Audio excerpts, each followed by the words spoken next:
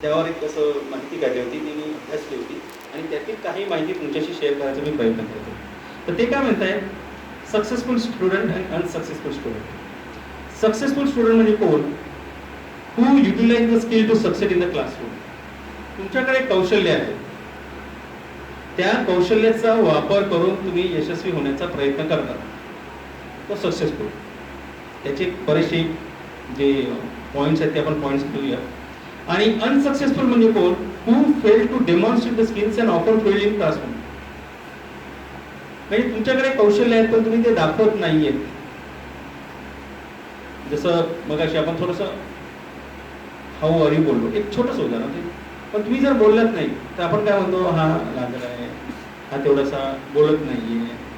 मग काय होतं की एखादं काहीतरी गोष्टी सादर करणं असेल तर ते सादर करणं त्याला कठीण जातं. पण तेच जर त्यांनी सादर केली अगदी आत्मविश्वासाने, तर तो पुढच्या गोष्टी सुद्धा सादर करू शकेल, म्हणजेच तो एक यशस्वी होईल.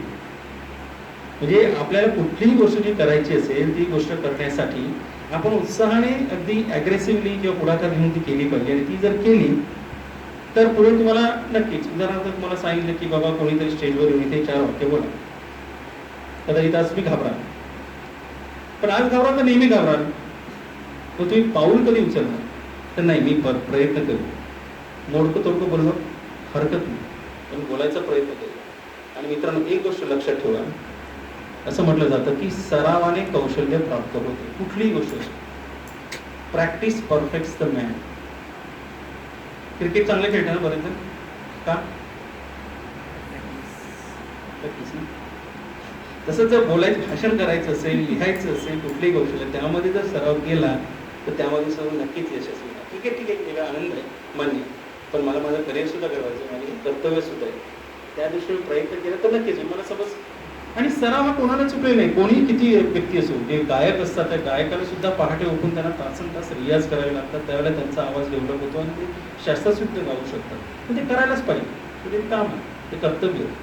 तसंच जर तुम्हाला बोलायचं असेल, तुम्हाला अभ्यास करायचा असेल, तुम्हाला उदाहरण सोडवायचे असेल, तर तुम्हाला सराव केलाच पाहिजे. ती सवय तुम्हाला जडलीच पाहिजे. ते आपल्या मनात आलं पाहिजे की आपल्याला केलंच पाहिजे, ती जाण आपल्या मनात आली पाहिजे. आणि ती एकदा जाण आली आणि तुम्ही करायला लागला तर मग तुम्ही इथून हे सक्सेसफुल स्टुडंटकडे जाणार. अनसक्सेसफुल म्हणजे जे कोण करू शकत नाही, पण जे ते कौशल्य वापरतात ते क्लासरूम मध्ये यशस्वी होतात. आपण सध्या विद्यार्थ्यांचाच विचार करतो. आणि ज्या वेळेला तुम्हाला ही सवय लागते, ती सवय पुढे मी ज्या वेगवेगळ्या क्षेत्रात जातात त्यावेळेला सुद्धा. कधी कधी असं आढळतं किंवा व्यवहारात आपण बघितलं असेल समाजात, काही विद्यार्थी शाळेत थोडे इफेक्टिव्ह नसतात, पण नंतर शाळेनंतर किंवा कॉलेज नंतर थोडीशी इफेक्टिव्ह होतात. मगाशी म्हटल्याप्रमाणे याला कारण एकच आहे की ती पुढे ते त्यांना लागणारी जी कौशल्य आहे ती विकसित करतात. बोलण्याचं कौशल्य थोडक्यात की शाळेत आपण बोलत नव्हतो, जास्त बोलत नाही, कारण अपॉर्च्युनिटी किंवा काही असेल, पुढे त्यांना अशी संधी मिळते, तो बोलायला सुरुवात करतो आणि अगदी प्रभावशील बोलू शकतो, कारण मग तो आत्मसात करतो, ते स्किल तो डेव्हलप करतो. म्हणून एक लक्षात ठेवायचं की तर तुम्हाला कुठे आपल्याला सक्सेसफुल स्टुडंट व्हायचं आहे, अनसक्सेसफुल जिथे काय असेल त्याला आपण कन्वर्ट करून सक्सेस मध्ये जायचं. तर आपण हा फरक बघूया, सक्सेसफुल आणि अनसक्सेसफुल मध्ये काय फरक असतो. आणि हा फरक एकदा तुम्ही माहित करून घेतला का मग नक्की की बाबा सक्सेसफुल होण्यासाठी आपल्याला हे करायचं, पण त्यासाठी आपल्याला लागणार ते डिटर्मिनेशन, म्हणजे निश्चय लागेल. आणि ते निश्चय केलं की तुम्ही 100% यशस्वी व्हाल. आता बघूया काही असे ठळक मुद्दे, त्या मुद्द्या